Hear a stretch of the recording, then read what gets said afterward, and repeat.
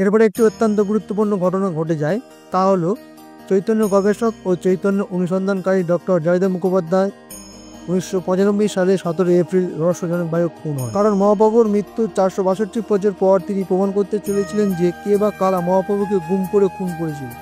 তিনি আরও বলেছিলেন, তিনি এটিও জানতে পেরেছিলেন যে মহাপ্রভু মৃতদেহ কোথায় পুঁতে রাখা হয়েছে। মারা যাওয়ার সময় জয়দেববাবুর মাথাটা ছিল চৌবাচ্চায়, পা দুটো ছিল চৌবাচ্চার বাইরে, আর হাত দুটো পিছন দিক দিয়ে পিচমোড়া করে বাঁধা ছিল। ঘরে সব দরজা জানলা খোলা ছিল, আর জয়দেববাবুর মা মাটিতে উপর হয়ে পড়েছিল, মুখ দিয়ে তার গ্যাজলা বেরোচ্ছিল। ঘরে তার সব বই পড়েছিল লণ্ডভণ্ড হয়ে।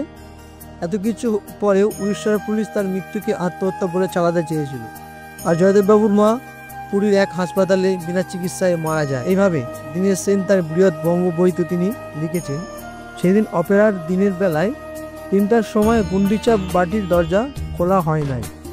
চৈতন্য পার্শ্বদগণ মন্দিরের দ্বারে ভিড় করিয়া দাঁড়িয়েছিলেন, কিন্তু রাত্রির 8টায় দরজা খুলিয়া পাণ্ডবরা বলেন, মহাপ্রভু স্বর্গে গমন করিয়াছেন, তাহাদের আর কোনো চিহ্ন নাই।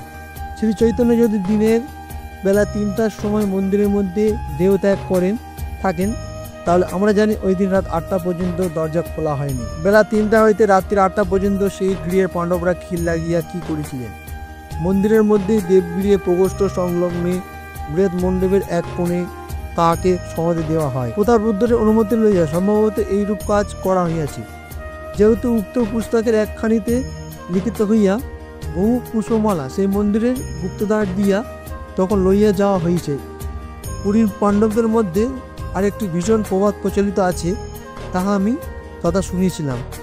জগন্নাথ বিগ্রহ হইতে চৈতন্যের প্রতিপত্তি বেশি হয়, পাণ্ডবরা নাকি তাকে গোপনে হত্যা করেছিল। অদ্ভুতভাবে সেই কঙ্কাল পাওয়ার পর তা নিয়ে বেশি চর্চা হয়নি। এক অদৃশ্য সুতোর টানে সমগ্র ঘটনাটাকে চাপা পড়ে যায়। দৈনিক সংবাদপত্রগুলিতেও এই ঘটনা ছাপতে অস্বীকার করে, কিন্তু কেন সন্দেহ থেকেই যায়। তবে হত্যা যদি হয়ে থাকে, যদি সত্যি চৈতন্য খুন হয়ে থাকে, তাহলে সেই খুনের মোটিভ থেকে বলেন, পাণ্ডবরা মনে করেছিলেন চৈতন্যদেব নাকি সুলতান হোসেন শাহের চর, মুসলমানের চর, ফলে হিন্দুত্বের জিগির তুলে তাকে হত্যা করে পাণ্ডবেরা। আবার অনেকেই বলেন এই হত্যার পিছনে দায়ী উড়িষ্যা ও বাঙালি বিবাদ। জয়ানন্দ মধ্যযুগে শ্রী শ্রী গৌর সুন্দর নামে একটি কাব্য লিখেছেন, তাতে তিনি বলেছেন যে রথের সামনে নৃত্য করতে করতে ইটের টুকরে আঘাতে তার পা ক্ষতবিক্ষত এবং পরে সেই ক্ষতবিক্ষত থেকে ধনুষ্টকার রোগ হয়। এই রোগের কারণে শ্রী চৈতন্যদেবের মৃত্যু হয়। জয়ানন্দ চৈতন্য মঙ্গল কাব্যে একটি ঘটনা বর্ণিত আছে।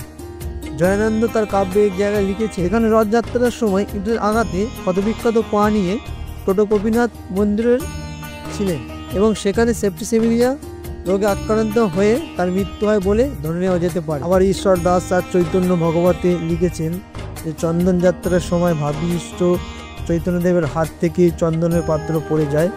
জগন্নাথকে চন্দন দেওয়ার সময় তিনি জগন্নাথের প্রাপ্ত শ্রীমুখ প্রবেশ করেন এবং ক্রমে ক্রমে জগন্নাথ দেবের দেহে লীন হয়ে যায়। বিভিন্ন উড়িষ্যার গ্রন্থে চৈতন্যদেবের এইরূপ লীন হয়ে যাওয়ার কথা স্বীকৃত আছে। চৈতন্য চরিতামৃত গ্রন্থে কৃষ্ণদাস কবিরাজ লিখেছেন যে চৈতন্যদেব সম্ভবত দিব্যমগ্ন অবস্থায় সমুদ্রের মধ্যে হেঁটে যেতে থাকেন এবং ধীরে ধীরে সাগরের অতল গভীরে ডুবে যান। তবে এই সাগরে ডুবে যাওয়ার কাহিনীর সঙ্গে একটি জেলের কাহিনী জোড়া আছে। অনেকের মুখে মুখে প্রচলিত রয়েছে যে সেই জেলে নাকি তার জাল দিয়ে মাছ ধরার সময় জালের মধ্যে চৈতন্যদেবের দেহ ভেসে উঠে আসে।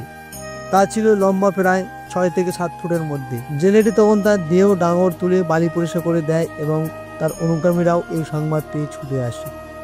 দীর্ঘক্ষণ ধরে হরিনাম সংকীর্তন করেন চৈতন্যদেবের কানের কাছে। অনেকক্ষণ পর জ্ঞান ফিরে আসে তার। ফলে এই কাহিনী থেকে চৈতন্যদেবের মৃত্যুর পরিবর্তে পুনরায় বেঁচে ওঠার সম্ভাবনার কথা জানা যায়। 1533 সালে চৈতন্যদেবের মৃত্যু হয়েছে বলে ইতিহাস লিপিবদ্ধ আছে। তবে সবশেষে বলবো, এই কঙ্কালটি চৈতন্যদেবের নাও হতে পারে অন্য কোনো ব্যক্তি।